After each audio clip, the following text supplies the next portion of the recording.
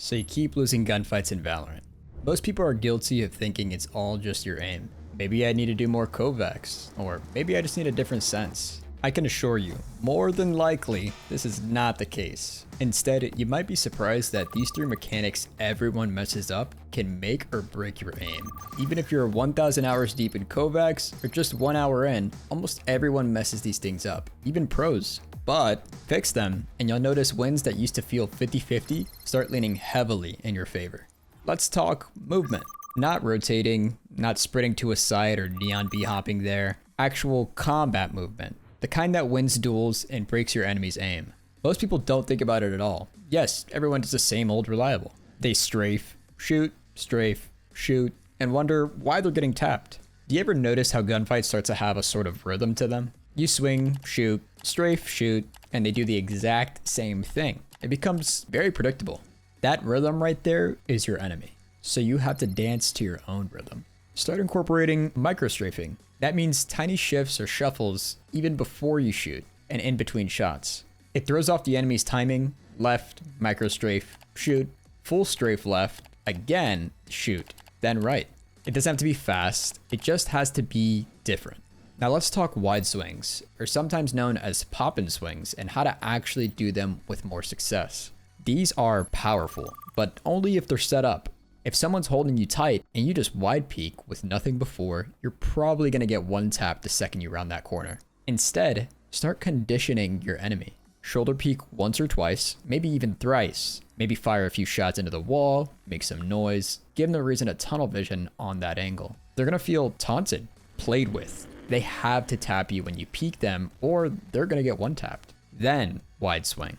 Most of the time, they'll fire early, not shoot at all, or just straight out miss completely as you swing out before you pause and lay them out.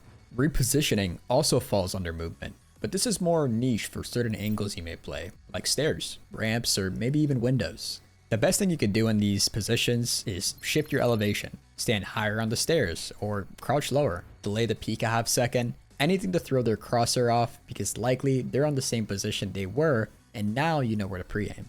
Every duel is part mechanics, part mind game. Movement is what lets you play that game better than your opponent. And if aim isn't your strong suit, that's kind of a problem because Valorant is an FPS, and if you can't aim, you're gonna lose a lot of games. Luckily, that's all an easy fix. Over the last 5 years, we've studied exactly what it is that makes a good aimer and how literally anyone can replicate what the pros do to achieve immortal level aim. That's why we've created 3 courses dedicated to help you improve your aim. First, we have our Aim God Masterclass, which is an hour-long course designed to teach you literally everything there is to know about the fundamentals of aiming. But along with that, we also have our Spider Method course and our Calm Aim course designed to hone your skills and push you to those higher levels that you might be looking to achieve. The best part is we're so confident we can help you climb. We even offer a rank up guarantee, meaning if you don't climb, you don't pay. So if you're really looking to climb this act, I highly recommend checking out SkillCapped using the link below. And other than that, let's get into our second mechanic. Now for the second mechanic, we have active aiming. This is probably the most common mistake in Valorant. Autopilot aiming versus actively aiming. People peek into angles and then they start thinking, adjusting their crosshair, pre-aiming the angles, searching for your enemies all at once. You should already know what you're aiming at before you even peek.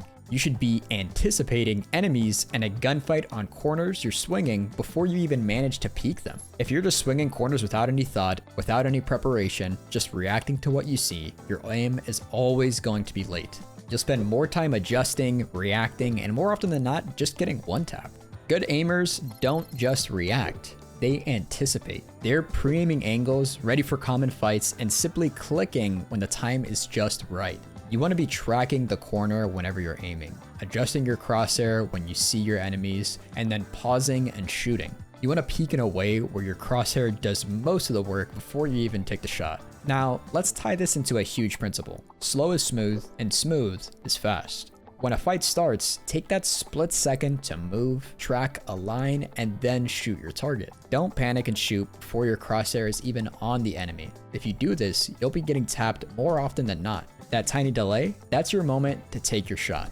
Most people panic and try to win fights by being fast, but speed without accuracy is pretty much useless. Have you ever spammed 3 bullets and maybe hit 1 out of every 2 to 3 bursts that you would have actually did? But the enemy you were fighting maybe shoots once or just does a calm burst and finishes you off. That's exactly what I'm talking about. Aim with intent. Don't panic, don't rush your shot, let your crosshair do the work, and with time, you will get faster. It doesn't happen overnight, but keeping that in mind, you will undoubtedly notice the most improvement in your discipline and especially your aim. Now on to our third mechanic, and this one's pretty controversial, but we're talking about crouching. Is it good? Is it bad? Should you just unbind it? Here's the truth. Crouching is one of the strongest tools you have if you use it with control. The real problem is panic crouching. You see someone, flinch, and instantly you're crouching. That's how you get one-tapped more often than not. Start building the habit of noticing when you crouch. You don't have to fix it overnight, but in the middle of a game or after you die, if you crouched, catch yourself. Ask, did I crouch because I meant to or just because I panicked? You'll start seeing the pattern. You panic crouch, you die over and over again. Now, some people typically just say unbind crouch to break your habit, but really that is just a band-aid fix for your issue. The second you bind it again, the habit's gonna be back like it never left. And honestly, unbinding that crouch key removes a very useful mechanic from your arsenal, especially as you climb ranks. When crouching is used the right way, it ruins enemy crosshair placement. Things like tapping crouch mid-swing if they're holding you will often make enemies miss their headshot, or even crouch holding an angle that people would normally try to pre-fire a headshot on. It messes with their crosshair and gives you an advantage, making you faster even if you didn't react as quick. You are focused on waiting for the peak while they have to move the crosshair and then shoot. Crouching is powerful, but it's a tool, not a reflex. The goal isn't to never crouch, it's to crouch when it makes sense, on purpose and with intent. These mechanics aren't exciting, they won't show up in highlight montages, or really won't even be noticed maybe, but this is the stuff that separates mid-level players from real threats. When you're winning every engagement all off of all your new or refined mechanics, people will think you're unpeakable. Start small, pick one thing, maybe micro-strafing, practice it in deathmatch for a week. Then layer in some active aiming. Then clean up your crouching habits if you have them. Stack them, keep them clean, and you'll notice people will start missing a lot more than they ever did before. You'll start winning duels you used to lose, and it won't feel random anymore. It'll feel earned. If this video helped you guys notice some flaws in your mechanics, comment which tip you found to be the most relatable to your weaknesses. Hopefully, with steady implementation, you guys will love the results your newfound mechanics have provided you. Now go out and win those duels.